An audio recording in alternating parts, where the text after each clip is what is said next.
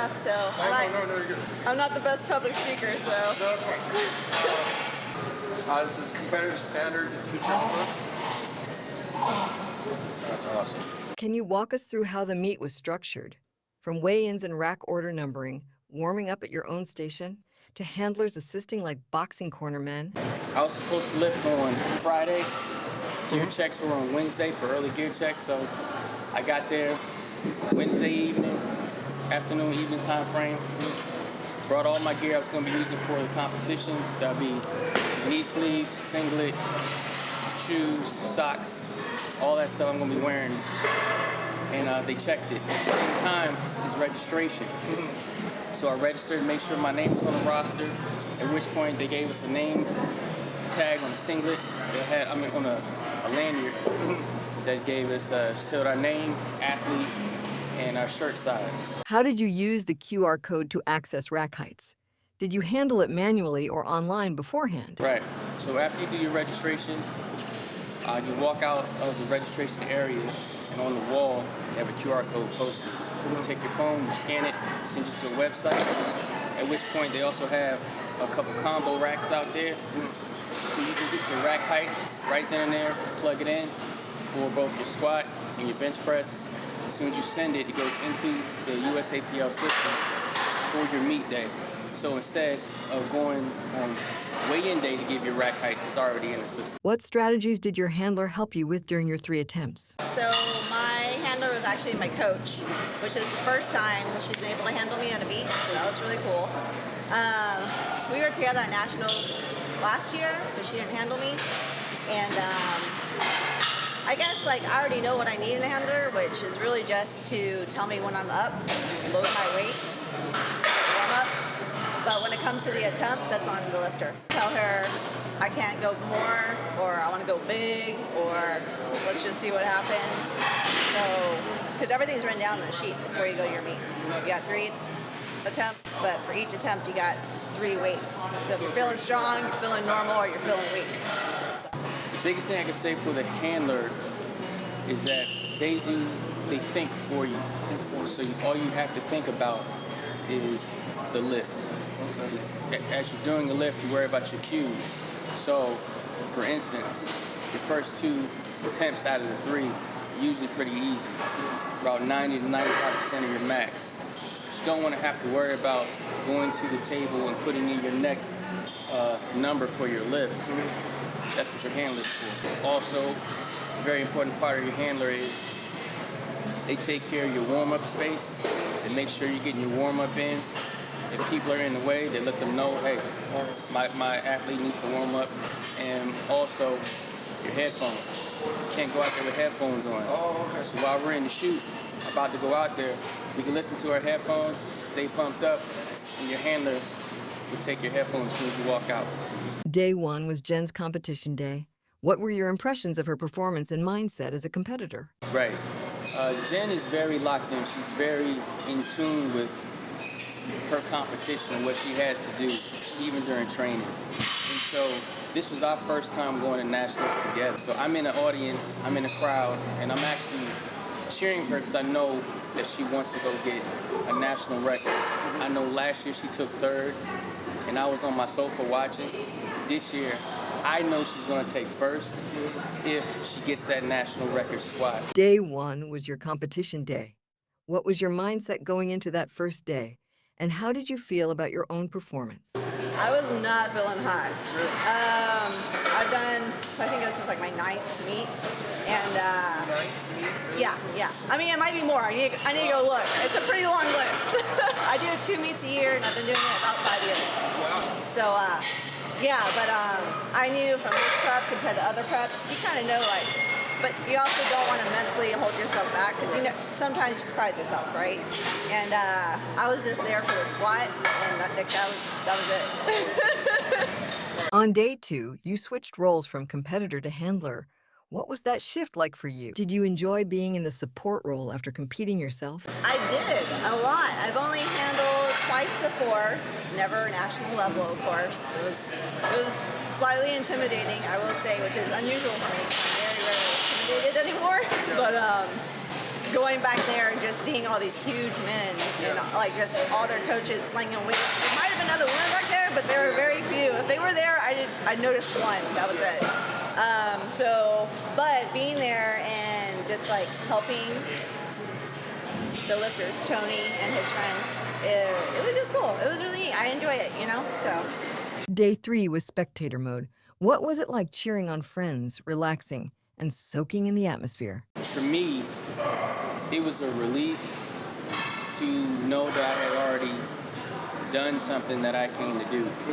I had taken every single, even down to my weight, to the exact pound. I did everything I had come there to do, right?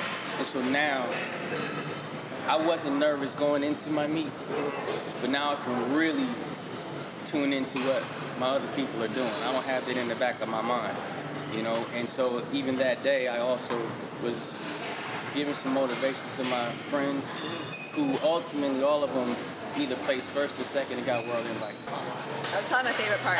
Really? Yes, because they had like a whole area with the bar and everything, so I got to like have some drinks and like watch the show. I've never heard anything like that. Yeah, well, it's only for prime time, so they have 3 sessions, and the 3rd session is like the best of the best at night, so that's when they bring out the bar. Whoa. Yeah, I've never. it was so cool because when you're I mean, you're already into it to begin with, or your friends and stuff, but you know, a little booze always helps. Bodybuilding competition. There's none of that. No, it was fun. Why did you decide to leave before the final competition day? Did anything specific lead to that choice? I had to just because I was away from my family already for a week. My kids, you know, like, yeah, they needed me back here. And money, honestly, you know, that's a whole nother night of a hotel. So, you know, Uber, all that stuff. Every time you want to go eat something, like, yeah. Day 4 was Tony's final analysis. What was the energy like as he secured his official ranking? So during the meet, I want to say out of maybe 20 or 30 people, I placed 8th at my first nationals. I think in the nation, I may be top 10 in the nation right now. I'm not entirely sure, I haven't checked. But for me, that's good because I missed out on nationals last year. I couldn't register on time. But this year I hit 3 PRs, I got 4 state records, and I still had more to do. I left a lot on the platform, and I'm not mad at it because I hit the numbers I wanted to hit, but now my sights are set on top 3 next year. And as it stands right now, if I continue to progress the way I did, I should get that. So my ranking right now in Maryland as it stands is number 1. Nationwide, maybe top 10. What were the prizes awarded at Raw Nationals 2025? Well, I think the biggest 2 prizes awarded were top 3, get an automatic invite to the world meet that's happening in Seoul, Korea in December. So top 3, each division get an automatic invite. But then also, pro cards are passed out. So if you're the best lifter out of 15, you know, so the top 15 best lifters, that would mean your age, body weight, what you lifted. They do a numerical mathematical equation and they come up with a number. And that number right there, if you're top 15 out of everyone, you get your pro card. There were some cash prizes. I don't know the exact number, but I know that $1,000 I think was one of them, or so $750. Okay. So yeah. How did Day of Awards and cumulative totals reflect in your mindset? Did you feel the pressure or support from daily recognition? No, it was just me. Yeah, I mean, that's just not part of how I play. I'm gonna go and do what I can do. So the outside forces. No, I mean, I will say, like, for me, like I said, my drive was the record. Yeah. That was my whole goal. I just have different goals for different meets. So, like, I have, like, next meet, next nationals, I want to get first. I mean, of course, you always want first, but, you know. Did you play second? Yes. The way the awards work is after each day, you have awards for that day, what happened. I knew that I was if I had gone and maxed out like 110% on each lift, I probably would have placed top 5 and the top 5 podium. So those top 5 people got medals, right? But I wasn't personally concerned with that. My concern was hitting the numbers I wanted to hit. So when the awards happened, I was in full support of one of my good friends, Elgin Garnett, who's #1 in the world from Louisiana, and he's probably going to win Worlds this year. That's my homeboy. And in fact, Jen handled me and him on our same day. Oh, really? Together. She went back and forth, handled both of us. So I was just in full support of everyone, cheering them on, and that's what's the best part of the Masters division, is we're in full support of each other because we're all past 40. Masters is 40 and beyond. Yeah. What was your biggest fear going into this meet, and how did you overcome it? I didn't have a single fear going into this meet, not a one. If anything, I was telling other people what I was going to do, and they were concerned that I wasn't worried enough about it. So, my biggest fear, because like I said, I was at home so hot at the end of this prep, I was dropping body weight when I was expecting to gain body weight, which is not good in this sport because you need it. And I was worried I was actually going to bomb out, which is when you don't make one of your lifts. So if you have to get a squat, a bench, and a deadlift. If you don't get any one of those, the other lifts won't count. So the whole meet is trash. So yeah, like after I did my opening bench, which looked like a 3rd attempt, I was like, oh man, like, whoo, because if you don't make it, that's it. You're all out for nothing. You've said you knew you'd perform well. Were you ever worried about not pushing yourself to your max? Could you realistically have placed higher? I did the best that I had that day. I definitely did. Like, I never tried, I know it doesn't look like much, but my 3rd deadlift, I held on to it longer than I ever had for a 3rd before. Like, internally, when you're under heavy load, time literally does slow down. Like, they've proven that, in your brain. And I was like, I knew that was it. At least I knew I tried everything. Okay, with that being said, my coach and I hadn't been together very long in the process. By nationals, he had given me numbers that he thought were going to work. They were still going to be PRs, but literally the night before I'm on the phone with him telling him we're going to go even higher than that, because I knew what I could do. Jen, she took the numbers I gave her along with the coach's seal of approval and put them in, and all I had to do was go do it like I knew I could, right? With that being said, I found out on the day my 3rd attempts all looked like 2nd attempts. So I could have added another 10 or 20 kilos to my lifts, but I don't feel bad about it. What actually happened was I added kilos to what the coach had already had me do. So I went far beyond what was already expected of what I was going to do. How did your 3rd attempts in each lift feel? Was that your moment of peak performance? Each 3rd attempt was a PR. Bench press 3rd attempt, squat 3rd attempt, and deadlift 3rd attempt were all PRs. But they weren't just PRs, they were benchmarks that I had set for myself. And I had never attempted in training, I never attempted those weights. I never loaded them. Oh, really? I never even thought about putting it on the bar. But come game day, those 3rd attempts moved like 2nd attempts. And even the crowd was yelling for me to put more weight on the bar. If you watch the recap, I was extremely excited and pumped up about it because it was a benchmark, and I had also had so much confidence in myself. I told my coach we were going to move the numbers up. So you would have thought I won the whole thing, but it was a personal accomplishment for me on that stage, and also my son was in the audience. So I wanted to do it for him because my dad isn't here to watch me do this. My parents, none of them. But my son gets to see me do it this one time. And so the reason I took on powerlifting was because I couldn't continue with football. And I really wanted to do something big in front of my son to show him that your dad can do. There was an issue with your pro card signing. How did that situation affect you emotionally? Did it change how you viewed the meet or your official status as a lifter? With the pro card, I really just didn't think I was going to get one. Like, last year, I was like, ooh, that'd be really cool if I got my pro card, but then I realized how many masters lifters there are, and like, older, strong-ass people. and they only give out 15. So that, after realizing that last year, this year it wasn't even a thing. Total. For all weight classes, men and all women. Did your training prepare you for this meet? Were the results you expected, or did anything surprise you? Not getting my perfectly done squat was a surprise. I was robbed, by the way. So I lifted the weight, which was for a record. They said I didn't go deep enough.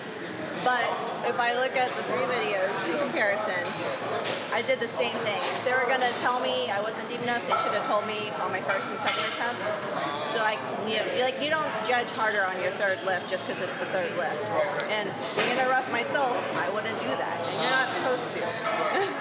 How was the facility and hospitality?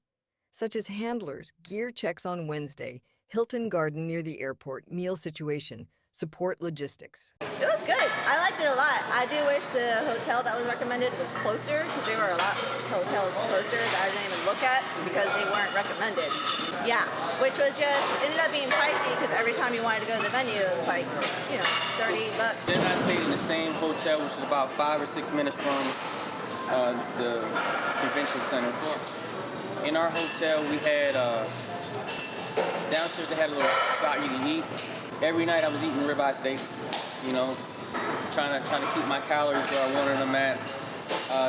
In the morning I had Belgian waffles, so food wasn't a problem there. At the facility, the Georgia International Convention Center, they had little spots for food also. So while I was there, I would have an avocado chicken wrap.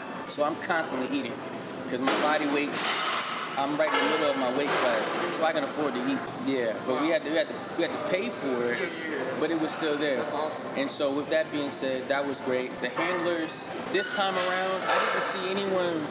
Sometimes I see handlers not working with other handlers to help the athlete. Jen was there with maybe 3 or 4 other handlers, and they were all just interchanging the weights so quickly that all of us got rotations on our warm-ups, so we didn't miss out on anything.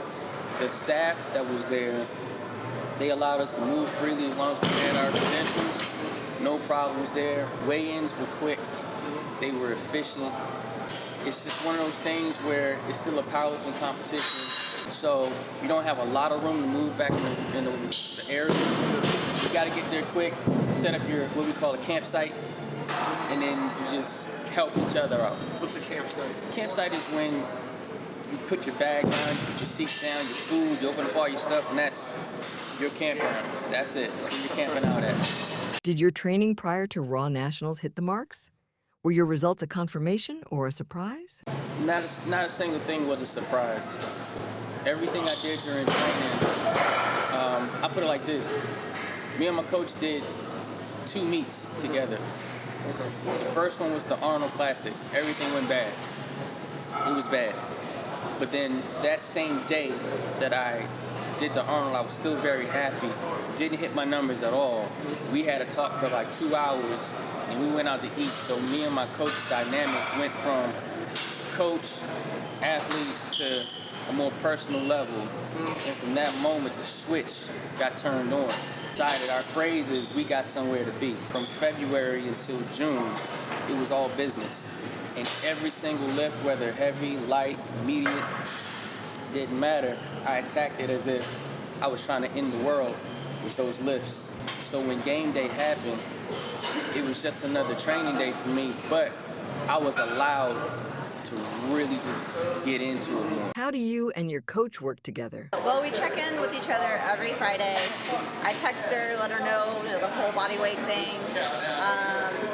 Just texting, really, So weekly check-in. Oh yeah, for sure. Okay. That's an off-season thing too. Like, why are you paying for a coach if you're not talking with them? My coach, if you don't know, his name is Ray Williams, greatest squatter of all time. Google it. Anyway, the thing about Ray is the reason you pick your coach is you pick them for a reason. It's not just about the numbers, it's about a relationship. He's black like myself. He has a daughter. He has a wife. He's a family man. He's a couple years younger than me, so we're pretty close in age. And with that being said, we can relate. So there are times when I will say something and he'll turn me up. Like, no, turn that up. And I'll say something to him to turn him up. And it's a thing where we both bounce off each other. So just recently, I think it was last week, I sent him a video of me doing something he sent me to do. And I said, hey, let's crank this up. He said, I'm about to unleash you. And that's something that I hadn't had before. It was a constant, like, I text him right now, 10 minutes later, he's hitting me back. But then at the same time, he'll say, hey, here's your training plan for the day. Go hang out with your daughters. What does powerlifting mean to you personally, and why do you continue doing it? It is definitely kind of just like who I am now, which may seem silly, but like, yeah, like that is my thing, and I will do it as long as possible. Powerlifting for me, when I started, saved my entire life. Because instead of going down the slippery slope of alcohol, drugs, and just being a terror to my children during my PTSD, depression, for all the stuff that I have been dealing with, I decided to go to the gym and test myself and said, if I can put my energy into this and lift this weight, I'm going to try something that I've never tried before, which is powerlifting. And I wasn't ever good at lifting extremely heavy before. But as soon as I did it that day, I decided I'm going to stick with this. And then I'm going to do one meet, just one. And I accidentally won that. Accidentally won the second one. Then when I was intentional about the third one, I got a little bit better, started to slide a little bit. But I ended up winning Maryland States, regionals, and I got an invite to Arnold and also had qualified for nationals. Then I met my coach, Ray Williams. And now it's gotten to a point where it's not something that I do to save myself, because the conversation I had with him about powerlifting was who's the man without it. Now powerlifting is just a part of my identity. So it's not that I'm using it as a tool to get by. Tony Glover is powerlifting, and powerlifting is Tony Glover. I'm going to continue doing it because at this point, I know that I'm in a high caliber level of where my lifting is. I know it's going to get better. I don't know how much, so I want to see. I'm willing to do everything that I can do to expose how strong I can be in this sport. I may not ever be number one in the world. I may have all my records taken. That's what records are for, to be broke, you know. But if this guy can go from 500 to 600, 600 to 700, and that's where my cap is, I want to be able to hit that. And I want to leave it up to question, like, could I have done that? I want to say without a doubt, I did that. Can you share a bit of your backstory? What led you into powerlifting and what keeps driving you forward? I was in the military, and they make you work out, right? But I hated it. So once I got out of the military, because when someone's telling you to do something, you don't like it. Then I got out, and so I was like, I'm never doing that again. But then my friend, she was like, hey, let's go to Gold's and like work out. They'll watch our kids for an hour. I was like, cool. And just getting stronger, you know, back then I was just doing booty building. I wanted like the aesthetics, get my mom bod out of the way, you know, all that. But then like you get stronger and you're like, wait, this is cool. Like I could throw out some weight. And So I think I'm over here the whole time. okay. Nothing, go ahead. No, what would you say? I think I've been over here the whole No, time. that's fine. Okay, cool. I want you. Right, I was always little, 130 pounds in the Marines, and I told myself, if I hear one more person call me little man, I'll never see the outside of the gym again. And right then and there, within a few minutes, someone called me little man again. So I started getting in the gym. This was in Iraq. So I do a mission, go to the gym. Mission, go to the gym. That's all it was. Then it became something where I was into fitness, whereas I wasn't before.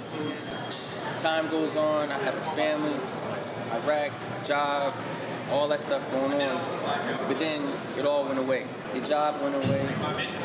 Both my parents passed, best friend passed. Wife and I, we got a divorce. We're still best friends now. Just life just flipped upside down. So I wanted to do the healthy thing instead of the self-destructive thing. And so I chose powerlifting because I didn't want to pick something that was going to be easy or something that I could just do.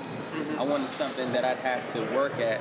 And I'm at the point now where this is what I wanted, because I took 8th place, but I know I can get top 3. The only way I can get to top 3 is if I work hard at something that I'm not good at. Who is your coach? How do stories like hers inspire or reflect your own struggles? That's Chelsea Oos. I hope I say her last name right. Oos?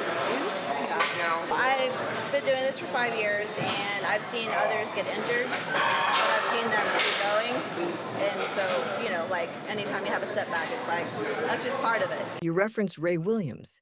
How do stories like his inspire or reflect your own struggles? The wild thing about Ray is that I met him at a meet at his gym that I didn't know was his gym. And I went there to see my former coach, Khalil Zaki, who's a world record holder, won nationals, USPA and USAPL this year. I wanted to watch him break another deadlift world record, and I said, there's Ray Williams. I went to tell him that he made a difference in my life because when I started, I was watching his videos of him squatting. So him squatting and doing powerlifting the way he did it, not for clout, but just the way he did it, I went to tell him that he made a difference because of how he went about it. But I do want to give people their flowers. Yeah. So I gave him his flowers, said thank you for what you did for the sport and for me, because without you doing that, I wouldn't be powerlifting right now. Letting them know that, you know, what you did hasn't gone unnoticed. What's a perfect meet look like? 9 for 9 attempts or something more holistic? I don't mind not making 9 to 9. I've only done it once. It's the knowing that you did the best you could, but also being in peak condition game day. Like when those two things happen, it's just... In the powerlifting world, to have a perfect meet is going 9 for 9, meaning you got your first, second, third attempt, 2 out of 3 at the minimum, bright lights for all your lifts. We went 3 for 3. So if you do that for all 3 of your lifts, that's a perfect meet. And I just decided that at Nationals to go ahead and do that too. I'll give you my checklist real quick. This was my list of things I wanted to accomplish. I wanted to go get 3 PRs, 1 on bench, squat, and deadlift. I wanted to get 4 Maryland State records. I wanted to go 9 for 9. I wanted to inspire everyone. I wanted to just act up, you know, just have the most fun I could possibly have. Most importantly, I wanted to come out of there alive and healthy. And I felt great afterwards, and I hit all those accomplishments. I told people leading into my meet that my body weight was going to be 188, and on the scale it said 188, and that's when I knew that it was all going to come together from the weigh-in. I said, this is it. Where did you feel you excelled most? And where do you feel there's room to improve? If my squat improves, all 3 of my lifts improve. I get that. So I've had to work the hardest at my squat, and I hit the benchmark that I wanted to hit. My bench press improved the most because I changed my technique and I decided to dedicate myself to maintaining a good bench press. That'll keep me close. That's what I feel. And my deadlift is something that it kind of shocked me how easily it came along after my squat and bench press came along. Definitely squat. Squat was great. Like I said, I was really good. I went in there and just did my thing, and my thing was awesome. That was cool. So what about? I need to work on my deadlift. That's all. Like always, I put so much effort into my squat, but by the time a deadlift comes around, I'm pretty trash. Like it doesn't matter that it's an hour or 2 hours later. Like. It's your nervous system. What was the best part of the competition for you? Was it the community, your performance, or something else entirely? My husband being there was a huge deal for me because, like, you know, there's the whole seats in the crowd, but he was off to the side, like with the little where they have the tape so you can't come in, and like I can't see anybody in the crowd, all the lights and stuff, but I could see him, and that was really cool. my handler. Normally he's in the back with me. Yeah, and so he's not, like he'll run around to see me, but this is the first time like that was all he was there was just to watch. Looking forward to 2026, what are your personal goals for plans of future competition? This year, I got invited to Worlds, and I'm kind of on the, like, iffy. I got 5 more days to say if I'm going to go or not, because it's in Korea. So, kind of a big expense. Seoul, Korea? Yeah. Best part for me, was having my good friend Jen handling me with my other good friend Elgin right next to me. We're all competitors together. We did it together. And then when I went out there, I performed. But it wasn't until, I thought I was having the best day ever. It wasn't until the end of the meet that a few of the other guys that were there, we're all dads, we're all 40s and 50 years old. They said, hey, I don't normally get excited about these events. I don't normally celebrate my lifts, but I saw how much fun you were having, so I decided to just go for it. So they hit PRs. I watched back some of the video clips. They're celebrating their lifts too, and they said the whole room was electric because Tony was out there, and that's what made it better for me. I could have missed every single lift, but yeah, that was. Looking ahead to 2026, what are your goals, expectations, and how are you preparing for the next big competition? Goal is top 3 at nationals. Got to get top 3. You know, that's basically it. Top 3 in pro card. If I do that, I'm fine. I also have. What I did was I put numbers in my phone. I based it off of what I saw at nationals this year, my competition. Did my own little mathematics and sent it to my coach and told him that's what we got to get in 1 year. And he's like, all right, let's go get it. So every day I'm pushing him, he's pushing me. Long story short, I say when I go do my lifts, I'm going to be top 3 pro card. That's it. I haven't accepted it yet because of the money. You know, it's a big thing. Yeah. So, but if that doesn't happen, I'm looking at states in Maryland, which I'm hoping to get done here.